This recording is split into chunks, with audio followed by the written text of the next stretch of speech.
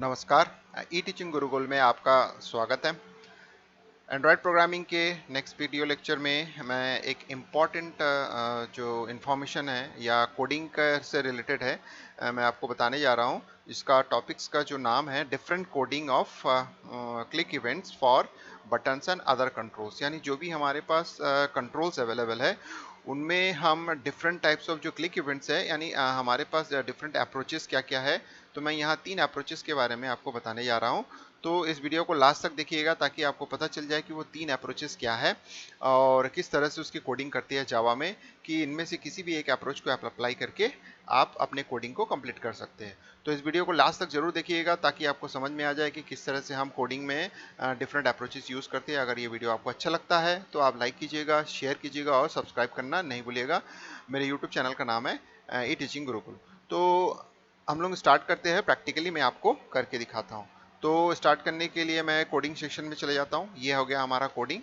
तो आप देख सकते हैं कि अगर मैं पर्टिकुलर जब आप प्रोजेक्ट ऑन करते हैं तो आपका जो प्रोजेक्ट है, जैसे ही आप नया प्रोजेक्ट बनाते हैं तो आपके पास ये एक विंडो आ जाता है।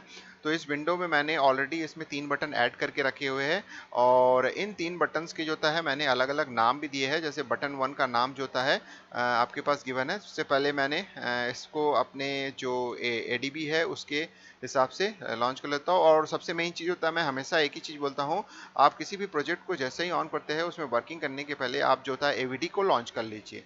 तो लॉन्च करने के बाद उस ड्यूरेशन में आप अपनी कोडिंग करते रहेंगे और आपका प्रोजेक्ट तब तक तैयार हो जाएगा। तो मैं बटन 1 बनाया, उसका नाम मैंने दे दिया बटन 1। बटन 2 बनाया, उसका नाम मैंने बटन 2 दे दिया और बटन 3 का नाम मैंने बटन 3 दे दिया। मैं इसके कोड सेक्शन में आपको दिखा देता हूँ। बहुत सिंपल कोडिंग है।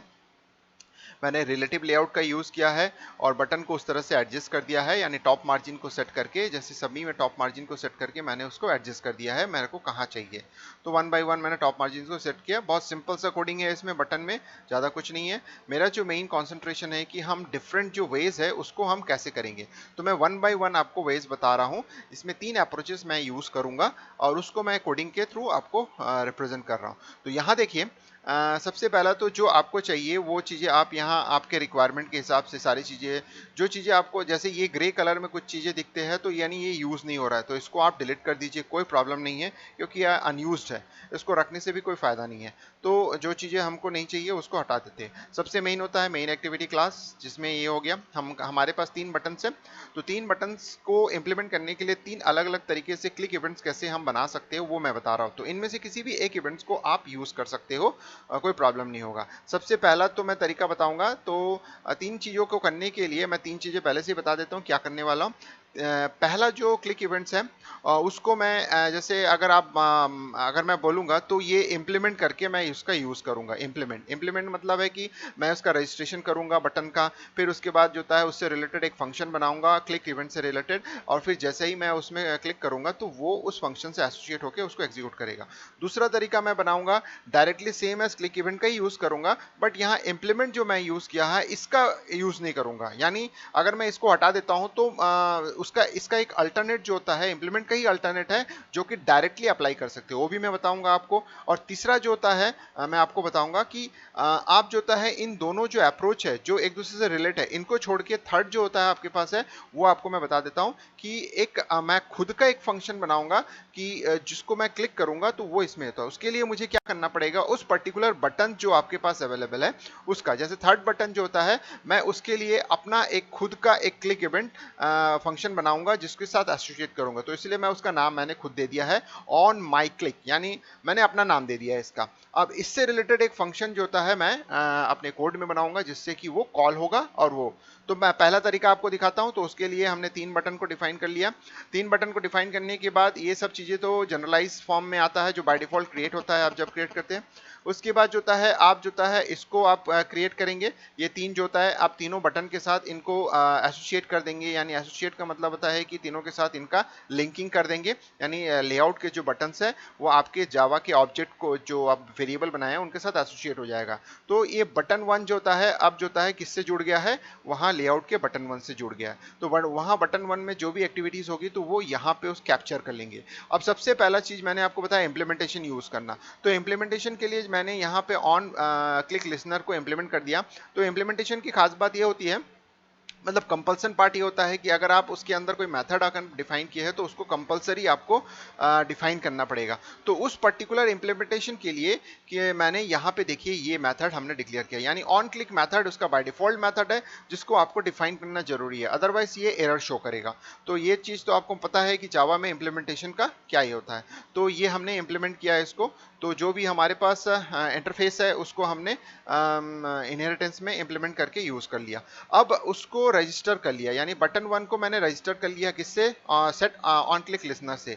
और मैं अपने कंटेंट को रजिस्टर कर रहा हूँ, दिस यूज़ करके मैं खुद को रजिस्टर कर, यानी जो हमारा एक्टिविटीज़ है, यानी जो मैं कंटेनर हूँ उसको मैं लेआउट को रेफर कर रहा हूँ, और उसके में जो भी बटन इससे रिलेटेड है उसको क्लिक करने से वो काम करेगा। अब आ जाते हैं उसके रिलेटेड मैंने यहाँ सिंपल सा कोडिंग कर दिया। तो इसका मतलब है ये जो हमारे पास है, जो कि मैं रजिस्ट्रेशन किया हूँ बटन के लिए, वो यहाँ से हो रहा है। और ये जो चीज़ें हैं इसके लिए 3 चीज़ें इंपॉर्टेंट है। पहला ये हमको इंक्लूड करना पड़ेगा, दूसरा हमको ये रजिस्ट्रेशन करना पड़ेगा, और तीसरा जो होता है उसके रिलेटेड फंक्शन को बनाना पड़ेगा। तो ये 3 चीज़ें होगी। अब दूसरा आ जाते हैं बटन 2। बटन 2 के लिए एक सेकेंड अप्रोच मैं लगा रहा हूँ।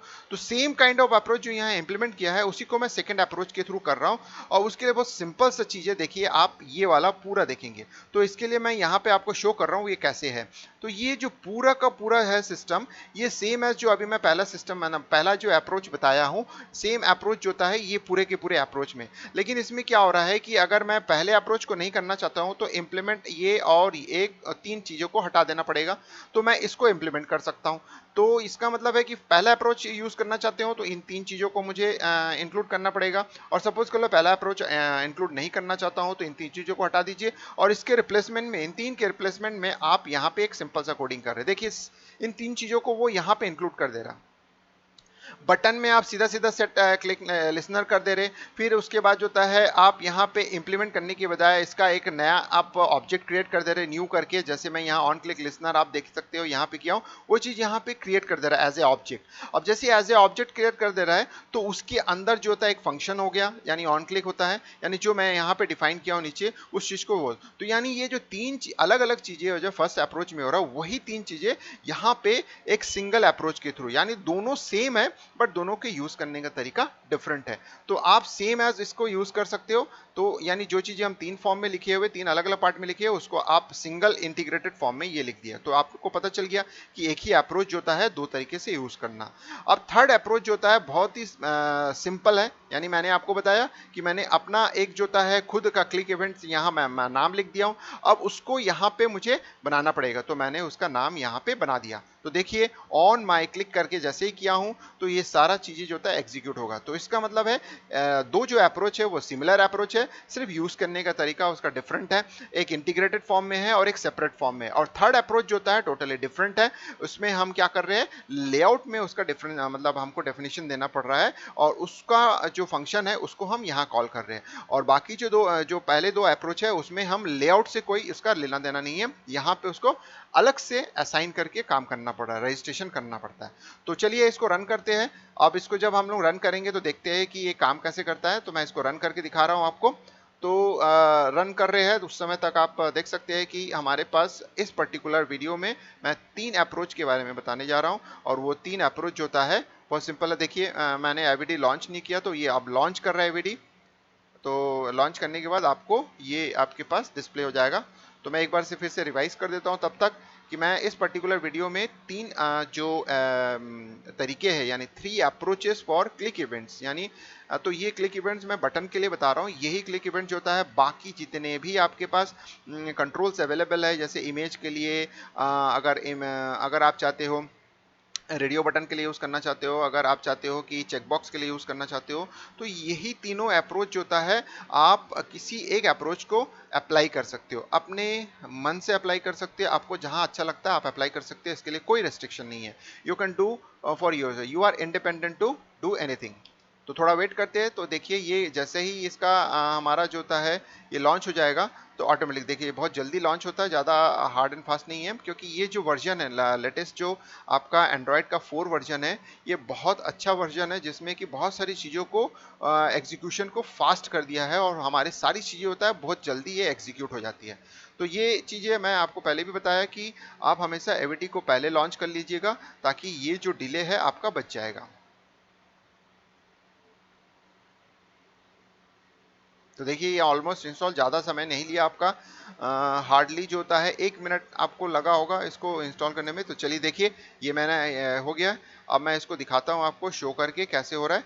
तो मैं जैसे ही इसको क्लिक करता हूँ तो देखिए बटन 1 को क्लिक करूंगा तो एक शॉर्ट मैसेज आएगा, क्योंकि टोस्ट यूज़ कर रहा तो यू क्लिक बटन 1। उस तरह से 2 को करूंगा तो यू क्लिक बटन 2। उसी तरह से 3 करूंगा तो यू क्लिक 3 कर। तो इसका मतलब है तीनों जो क्लिक इवेंट्स है वो वर्किंग मोड में है और अच्छे से काम कर रहा है। तो इसका मतलब होता है कि दो जो होता है हम अपना जो बाय डिफॉल्ट आपके पास अवेलेबल फंक्शंस है उसको हम यूज करें, और थर्ड जो होता है यूजर डिफाइंड टाइप बना दिया है, यानी हमने अपना खुद का एक फंक्शन बना के उसको कॉल करके हमने यूज किया।